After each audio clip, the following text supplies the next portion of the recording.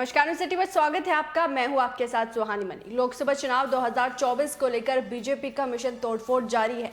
लखनऊ के पार्टी कार्यालय पर सपा, रालोद और बसपा के 18 बड़े नेताओं ने बीजेपी का दामन थामा, जिसमें साहब सिंह, राजपाल सैनी, सुषमा पटेल, पूर्व सांसद अंशुल वर्मा, शालिनी यादव, पूर्व विधायक गुलाब सरोज और जगदीश सोनकर जैसे बड़े चेहरे हैं। वहीं बीजेपी ज्वाइन करने वाले सपा नेताओं पर अखिलेश यादव ने एक तरफ तंज कसा। उन्होंने कहा कि कुछ लोग 2000 के नोट की तरह होते हैं जो बदल जाते हैं।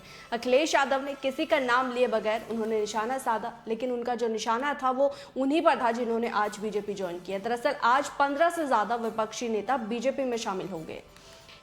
हमने अपनी जो पहली रिपोर्ट थी उसमें भी साफ तौर से बताया था कि पार्टी ज्वाइन करने वाले किन किन नेता जो है वो हो सकते हैं। उनके नामों का खुलासा भी हमने एक रिपोर्ट में किया था, जिसमें अंशुल वर्मा, शालिनी यादव, गुलाब सरोज, सुषमा पटेल, राजपाल सैनी, साहब सिंह सैनी और जगदीश सोनकर का नाम शामिल था। अब किस किस नेता ने यहाँ बीजेपी का दामन थामा है, क्योंकि 18 नेताओं के नाम बताए जा रहे हैं। अब बताते हैं कि किन किन नेताओं ने बीजेपी का दामन थामा है। राजपाल सैनी जो मुजफ्फरनगर से आरएलडी के पूर्व राज्यसभा सांसद रह चुके हैं, साहब सिंह जो सहारनपुर से सपा के पूर्व मंत्री है, जगदीश सोनकर जो जौनपुर से सपा के पूर्व मंत्री है, अंशुल वर्मा हरदोई से सपा के पूर्व सांसद है, सुषमा पटेल जौनपुर से सपा की पूर्व विधायक है, गुलाब सरोज जौनपुर से सपा के पूर्व विधायक है, शालिनी यादव वाराणसी से सपा की पूर्व लोकसभा प्रत्याशी है जो पीएम मोदी के सामने जिन्होंने चुनाव लड़ा था, राजीव बख्शी लखनऊ से पूर्व कांग्रेस मीडिया चेयरमैन है, गंगाधर कुशवाहा आगरा से बसपा के पूर्व चेयरमैन जिला सहकारी बैंक है, रवि भारद्वाज आगरा से बसपा के पूर्व विधानसभा प्रत्याशी है, जितेंद्र मिश्रा हमीरपुर से सपा के पूर्व जिला पंचायत अध्यक्ष है, सतपाल यादव हापुड़ से सपा के पूर्व जिला पंचायत अध्यक्ष, सुनीता यादव हापुड़ से सपा की पूर्व जिला पंचायत अध्यक्ष, शालिनी यादव हापुड़ के सिंभावली से सपा की ब्लॉक प्रमुख, पीयूष यादव वाराणसी से सपा की पूर्व जिला अध्यक्ष, दिलीप सिंह हमीरपुर से जो विधानसभा सीट से बसपा के प्रत्याशी रहे थे, पुष्पेंद्र पासी जो सीतापुर के सिंधौली विधानसभा सीट से बसपा के प्रत्याशी थे, और 18वां यानी कि सिवान सैनी जो कि मुजफ्फरनगर की खतौली विधानसभा सीट से बसपा के पूर्व प्रत्याशी रह चुके हैं। तो ये एक सूची है जो 18 लोग शामिल हुए हैं। उनमें से कुछ नेता बसपा के हैं, कुछ रालोद के हैं, कुछ सपा के हैं, और कुल मिलाकर बीजेपी में शामिल हुए। जिसके बाद डिप्टी सीएम मौर्य का बयान सामने आया, जहां उन्होंने कहा कि 24 में यूपी की 80 सीटें जीत रहे हैं, तीसरी बार केंद्र में नरेंद्र मोदी की सरकार बनने जा रही है, लेकिन अखिलेश यादव ने उनकी तुलना जो है 2000 के नोट से कर ली।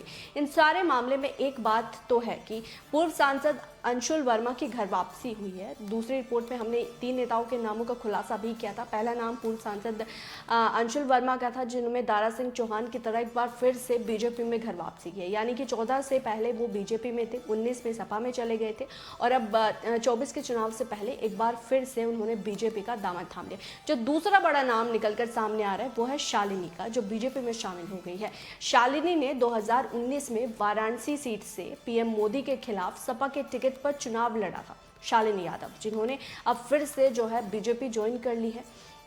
अब पार्टी ज्वाइन करते ही सपा ने इन्हें टिकट दिया था। बता दें कि शालिनी यादव ने 2019 में कांग्रेस छोड़कर सपा ज्वाइन की थी।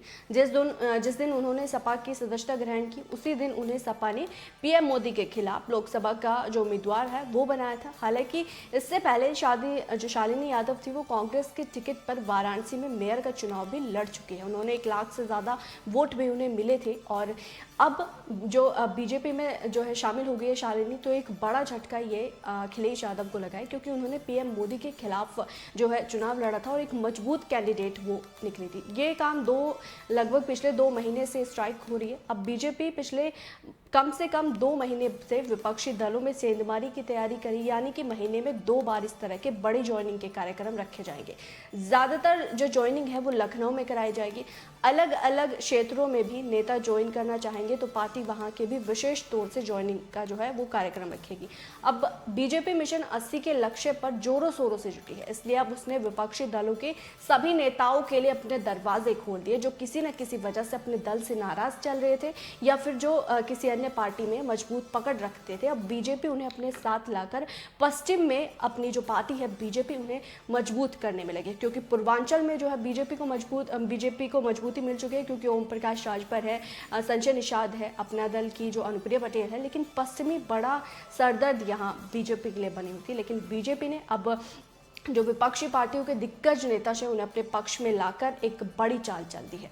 बहरहाल इस रिपोर्ट पर आपकी क्या राय है, आप क्या समझते हैं, वो ज़रूर कमेंट बॉक्स में बताएगा। मेरे साथ फिलहाल इतना ही, मुझे दीजिए इजाज़त, नमस्कार।